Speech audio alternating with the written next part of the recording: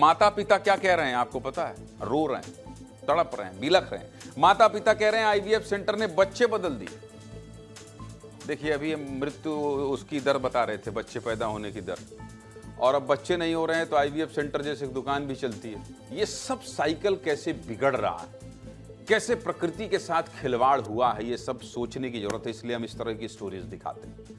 एक बेबस माँ जिसकी आंखों के आंसू थमने का नाम नहीं ले रहे हैं, एक पिता जिसने अपने बच्चों को पाने की लड़ाई में नौकरी तक छोड़ दी, और एक परिवार जो घर में बच्चों की किलकारियां सुनने का सपना देख रहा था।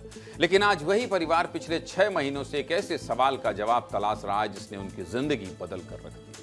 हरियाणा के गुरुग्राम से एक ऐसा मामला सामने आया है कि जिसने आईवीएफ जैसी आधुनिक चिकित्सा तकनीक पर भी सवाल खड़े कर दिए हैं। एक दंपत्ति का दावा है कि जिन जुड़वा बच्चियों को उन्होंने जन्म दिया वे उनकी जैविक संतान ही नहीं हैं। क्या है पूरी खबर, विस्तार से देखिए। गुरुग्राम के रहने वाले राहुल राठौर और उनकी पत्नी मीनू राठौर के साथ धोखा हुआ है।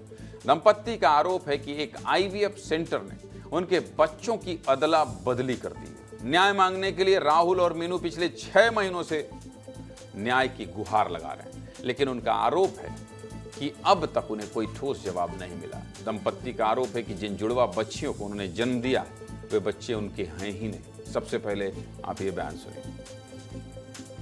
जब बच्चे पैदा हुए तो छोटे बच्चे के जो फीचर्स थे वो मैच नहीं कर रहे थे फैमिली से। उस डाउट में हमने डीएनए करवाया था। 8 जनवरी का हमारा डीएनए टेस्ट कंडक्ट हुआ था और 2 अलग अलग एजेंसी से हमने करवाया था। आप लगा के चलिए पहली रिपोर्ट जो पैटर्निटी की रिपोर्ट आ गई थी वो तो आप 10 तारीख को आई थी, और फिर 14 जनवरी को आप लगा के चलिए दोनों मैटरनिटी और पैटर्निटी दूसरी लैब की रिपोर्ट आ गई थी। दोनों रिपोर्ट में सर जो रिपोर्ट थी दोनों फेल्ड थी सर, मतलब दोनों ही नेगेटिव आई थी कि उनका बायोलॉजिकल संबंध ना तो मेरे से था और ना मेरी वाइफ से था। तो इसमें एक चीज़ तो क्लियर थी कि बायोलॉजिकली बच्चे हमारे नहीं हैं।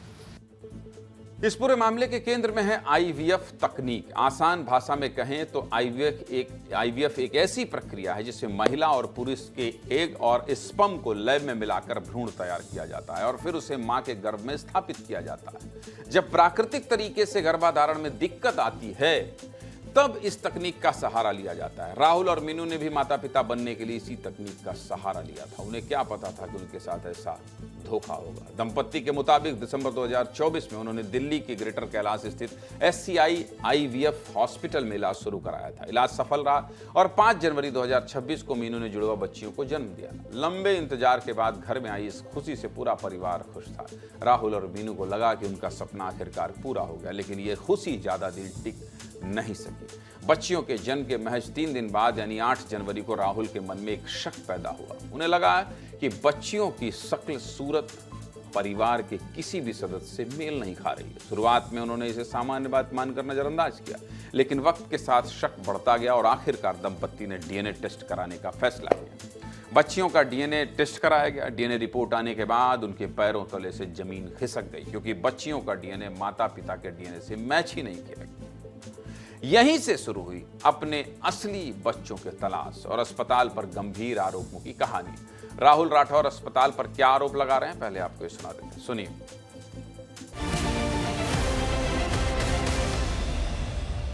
ऐसे तंत्र फैले हुए हैं आपको बाजार में जो ये तो दावा करते हैं कि हम आपको जो है बेस्ट ऑफ द बेस्ट सुविधा देने जा रहे हैं आईवीएफ के नाम पे, लेकिन किस तरह से अंधेरगर्दी चल रही है इसका उदाहरण जो है हमें मिला है। उनका दावा है कि इनके डीएनए जो चेक कराया तो इनके बच्चे बदल गए थे, जुड़वा बच्चे थे। 6 महीने हो गए सर, ऑलमोस्ट 6 महीने में सर अगर इन्वेस्टिगेशन तक नहीं हो रही इस देश में, न्याय कब मिलेगा? पहले तो 3 महीने हमारी एफआईआर ही नहीं होने दी, तो जिस दिन कोर्ट से ऑर्डर हुआ एफआईआर का, जिस दिन एफआईआर रजिस्टर हुई, ठीक है जी, वो सही धाराओं में नहीं की गई, अगले दिन उस पर स्टे लगवा दिया गया। हम पे झूठा आरोप लगाया गया कि हमने डबल डोनर लिए हैं। आप ये देखिए उनमें बिल्कुल संवेदना खत्म हो गई है। वो डाटा अगर शेयर करते पुलिस के साथ, सारी चीजें सपोर्ट करते, तो आज शायद हम अपने बच्चों के पास होते। पिछले 6 महीने में एक भी दिन में काम पे नहीं जा पाया हूँ। रात को सो नहीं पाता मैं, दिमाग में सिर्फ एक ही चीज चलती रहती है, ये केस में क्या हो रहा है, कल किससे मिलना है, कहाँ जाऊंगा, बच्चे कहाँ ढूंढूंगा। एक माँ रात के 8:30 बजे पुलिस स्टेशन के बाहर खड़ी है, क्या मांग रही हूँ? मेरे बच्चे। ये लोग इतने बिजी हैं कि इनके पास इतना टाइम नहीं है कि आप पुलिस को गाइड कर दे। अपार्टमेंट नहीं सुन रहे हैं सर, हमें डिपार्टमेंट से हेल्प चाहिए। एआरटी डिपार्टमेंट क्यों कुछ नहीं कर रहा है? क्यों हमारे बच्चे नहीं ढूंढे जा रहे हैं? ऐसा कोई डिपार्टमेंट नहीं है जहां पर पिछले 6 महीने में हम लोगों ने हाथ नहीं जोड़े, पैर नहीं पकड़े। क्यों माँ बाप को तड़पना पड़ रहा है? क्यों मेरे परिवार को पूरा तड़पना पड़ रहा है? सर आप सिर्फ ये बताइए सर। इतना बड़ा पहाड़ टूटा है, अब जो माँ है वो गुहार लगा रहे हैं कि एक तो न्याय दिया जाए और दूसरा इनका बेबी कहाँ है। सीधे मुद्दे की बात यही कि अगर एक माँ बाप के साथ सच में ऐसा हुआ है तो ये बहुत बड़ा अपराध है, बहुत बड़ा पाप है। इसकी जांच होनी चाहिए और आरोपियों पर कठोर कार्रवाई होनी चाहिए।